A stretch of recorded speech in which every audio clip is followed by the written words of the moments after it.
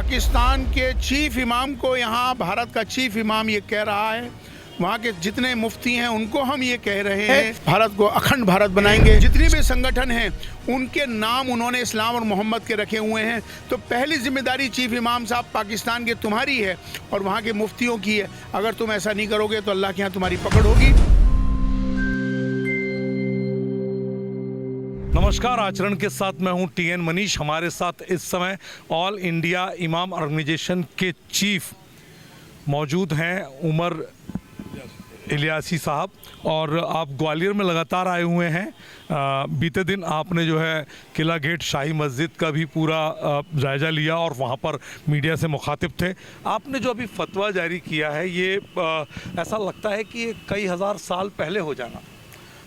बिल्कुल आपने सही बात कही है। ये दरअसल आज जिस तरह से 22 अप्रैल को पहलगाम के अंदर आतंकवादी हमला हुआ और वो हमला भारत की आत्मा के ऊपर प्रहार था। ज़ख्म बड़ा है, तकलीफ़ ज़्यादा है, चूँकि उन आतंकवादियों ने ये कहा कि ये मज़हब पूछा और मज़हब पूछकर उन्होंने मार दिया। बहुत दुख की बात है। ये ज़ख्म बड़ा है, इसे भारत इतनी जल्दी से नहीं भुला पाएगा। अच्छा, एक बात और, भारत ने ऑपरेशन सिंदूर किया। ये ऑपरेशन सिंदूर श्रद्धांजलि थी उन माताओं और बहनों के जिनके सुहाग को उजाड़ दिया गया। सेना ने जिस तरह से हमारी सेना ने, हमारे भारत ने मिलकर उन पाकिस्तानी अड्डों के ऊपर जिस तरह से उनको नेस्तो नाबूद किया, 100 से ज़ायद आतंकवादियों का खात्मा कर दिया गया।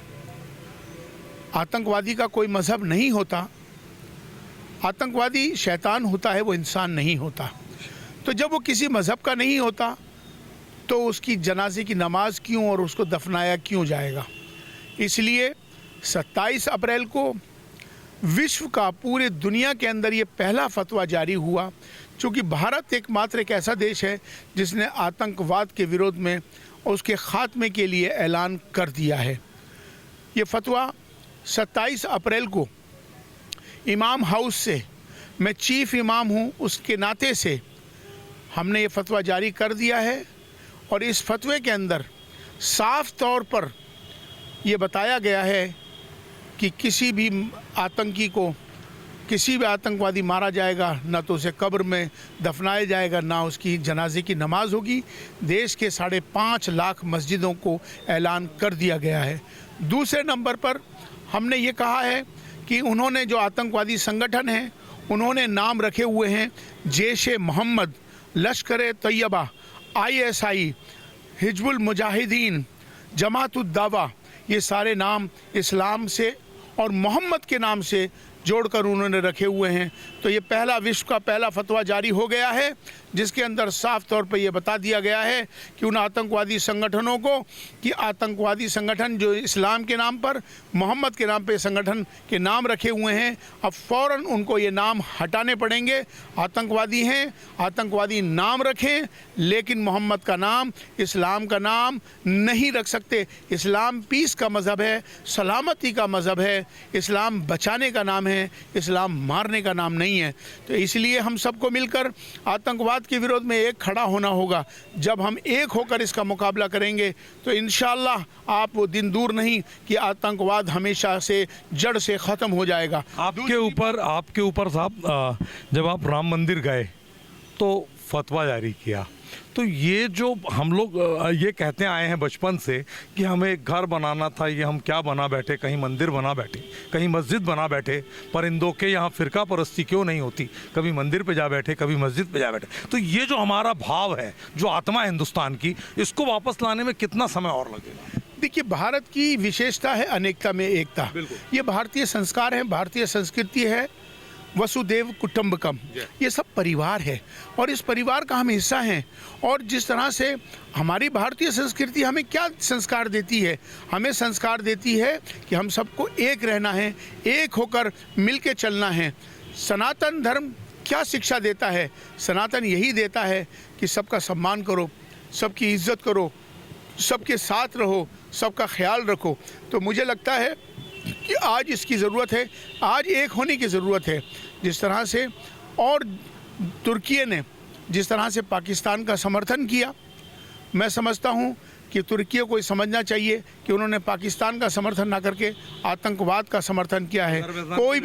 कोई भी अज़रबैजान हो या कोई भी देश पाकिस्तान का समर्थन के लिए खड़ा होगा इस आतंकवाद के मामले में, तो हम भी यही समझेंगे कि वो आतंकवाद का समर्थक है। इसलिए हमने ये कह दिया है। दूसरी बात यह है कि आज हम आपके चैनल के माध्यम से ये बात उन तक पहुंचा रहे हैं, ख़ास तौर पर अपने पड़ोसी देश पाकिस्तान को।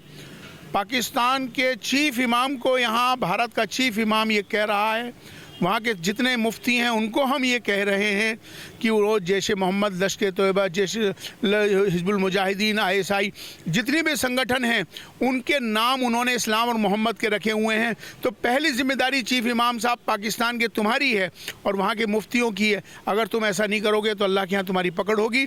मैंने यहाँ से ऐलान कर दिया है, फतवा जारी कर दिया है, तुम भी उस फतवे को लागू करो। अब ये तुम्हारी जिम्मेदारी है। इंसानियत सबसे ज़्यादा ज़रूरी है। हम सबको एक इंसान होकर मिलकर इस आतंकवाद के खिलाफ लड़ना होगा। फतवे को लेकर मैंने बोला कि राम मंदिर जब आप गए, आप अपने आप को यदुवंशी मानते हैं, तो किस तरह का संदेश? देखिए, राम मंदिर जो मैं गया वो मेरा मकसद, मेरा भाव आपसी सौहार्द। हम सबकी जातियां ज़रूर अलग हो सकती हैं, हमारी सबकी पूजा पद्धति सबकी ज़रूर अलग हो सकती है, हमारे इबादत करने के तरीके ज़रूर अलग हो सकते हैं, हमारी परंपराएं ज़रूर अलग हो सकती हैं, हमारा धर्म ज़रूर अलग हो सकता है, लेकिन हमारा जो सबसे बड़ा धर्म इंसान और इंसानियत है। भारत में रहते हैं हम सब भारतीय हैं। आओ हम सब मिलकर भारत को मजबूत करें, भारतीयता को मजबूत करें। राष्ट्र सर्वोपरि है, राष्ट्र प्रथम है, इसका भाव हमेशा ध्यान में रखना चाहिए। देश हमें देता है सब कुछ, हम भी तो कुछ देना सीखें, ये भाव सबके अंदर आना चाहिए।